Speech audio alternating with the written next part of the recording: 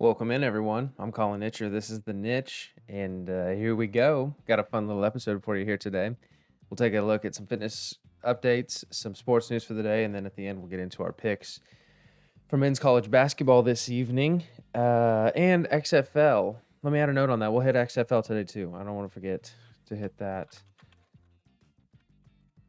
Note has been added. We won't miss it. Hope you guys are doing well. Thanks for popping in today. Today's fitness update. Today is another rest recovery day.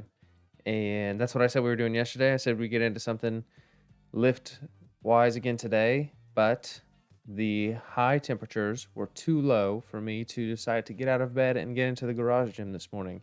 So I can tell you that's going to be the case tomorrow as well. But moving around today, been doing some different stretches, focusing on hips are a little bit tight and sore, wrist is a little tight and sore. So trying to do the things that are going to promote the recovery and the rehab that I need in those areas to feel good back under the weights, probably Saturday morning, but TBD on that. Trying to focus on good nutrition too, hitting my protein targets, monitoring calorie intake, and just focusing on things that are going to make me feel good. So there's your fitness update today. Not too much crazy going on, but there it is. Similar to today's sports news, there's really not much. The thing everybody is tweeting about, well, one, I saw Carson Wentz is trending on Twitter. I couldn't figure out why. There didn't seem to be any good reason for that. But then also Aaron Rodgers is trending on Twitter because he's coming out of his darkness retreat today, and people are still losing their minds over that, which I think is so silly. But it's Aaron Rodgers. He is a headline no matter what he does or what he says or doesn't do, which is kind of what the darkness retreat was. But people love to talk about it and make a big deal out of it. So if that interests you and stokes your curiosity, he has exited darkness today, and we continue to hold our breath, waiting to figure out what thing about himself, I suppose, he discovered while he was there. He was very open about the fact that he wasn't looking for something specific when he went in, but people are so convinced that he was hoping to figure out who he's going to play for, if he's going to play, what's next in his career. I think the dude is just doing it as a kind of meditation, general self-care thing. Not that big of a deal. Good for you taking care of yourself, but people love to make it a big deal. So there's your sports news for the day. Not too much. We'll get into our picks. We'll highlight yesterday's first. Not bad. Not as good as obviously we'd hope. 500 isn't what you want to be with your bets. You want to be all the way at the top, but can't be too upset about going 3 for 3. 3 and 3, 3, 4, 6. I got to figure out how people say that. What would you say? Would you say I went 3 and 3, or would you say I went 3, 4, 6? They're probably the same thing, and you'll say, Colin, that's a stupid thing to even ask. But nonetheless, we missed Providence in part because Connecticut is really good and played really well. But man, mostly in part because Providence just laid an egg. I think they got beat by like 15 or something like that. Didn't play nearly as hard as the team should, who's still in the fight for a good seed in the tournament and a good seed in both their conference tournament and March Madness. So, I don't know. I was disappointed in that. I really thought they'd come out and show a little more grit. Or did they lose by 10? I don't know. Whatever it was. Providence, we didn't cover. Cincinnati did hit the money line. I'm glad I bet the money line. I should have maybe bet Temple plus because I don't remember what the final score was, but I know for a fact it was close. I think Cincinnati maybe won by 4. Clemson money line, I think they rolled Syracuse pretty well, so go Clemson at home. Valparaiso, we missed. They lost by 10, I'm pretty sure. We just needed them to lose by 8. They missed that. Go Bradley, good job. Drake did cover a giant spread of 14.5. I think they won by 18 or something close to that. So good job, Drake. They continue to roll. We were right on that one.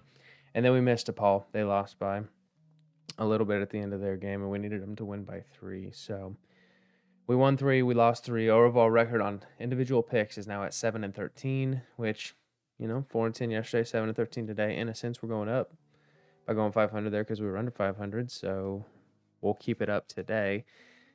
On the topic of today, first I want to mention that the Shockers play tonight, Wichita State. Coach Shocks, come on, baby. I'm not putting that game in my picks for today. I just can't do it.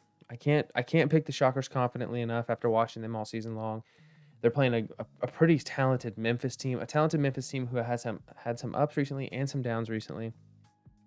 The Shockers are actually underdogs by just like 2 points, I think. But I don't know. Shockers looked all right in their last couple games, but Memphis has looked good. It's at Wichita State, which is an advantage. I'm not picking it. Obviously, I want the Shockers to win, but I just wanted you to know that I'm aware they're playing, and I'm not picking them. I'm not putting that anywhere on my picks. And then general note on tonight's games, I don't really love any of them. In fact, you'll see in my picks, 3 out of the 4 that I picked are just kind of throwaways. Like, I picked them knowing they should happen. I stayed away from spreads because I wasn't comfortable enough with the teams playing to know whether or not they should or should not cover the spreads that were given to them. But 3 of them I picked just to add. And I said this yesterday, and it's still true. Why do I do that? Why am I feeling the pressure to pick a handful of things? I think it's because I still enjoy the parlays. I think I like throwing together 2, 3, 4 games just to see if we can piece them all together and have some fun winning those with a tiny little bet. But only one of them is really an actual pick, and you'll see what I mean here. We'll get into it. Oh, no, I didn't turn them off. Don't look. First one, Charleston, moneyline versus Towson. You'll see in the odds, minus 430. Everybody knows Charleston should win and win handedly. The record shows it. They're playing at home. All of those things. Charleston should roll. Washington, moneyline, similar thing. California is horrible this year. Everybody knows Washington should win this game, even though it's at California, minus 365 on the odds. But I picked that to put on my list here. St. Mary's, this is terrible. Minus 4,000. Again, I told you the first 3 picks are ridiculous. But nonetheless, I'm going to go 4 for 4 tomorrow. Hopefully, if this last one hits, and we'll get to update the record. And that's not a given in college sports or any sports necessarily, so it'll still be a hoorah moment. But as you can see by those first 3, yeah. If one of these doesn't hit, the attitude tomorrow will certainly be, I kind of deserve that, for trying to eat the low-hanging fruit. But we'll see. Don't disappoint me, guys. The one that I actually do kind of like that's an upset pick for Moneyline is Northwestern at Illinois. And I don't actually get this one. I know that the people who do the odds picking in Vegas or the machines, whether it's a machine or a person, they've got it locked in. They're so close on all the things that they predict.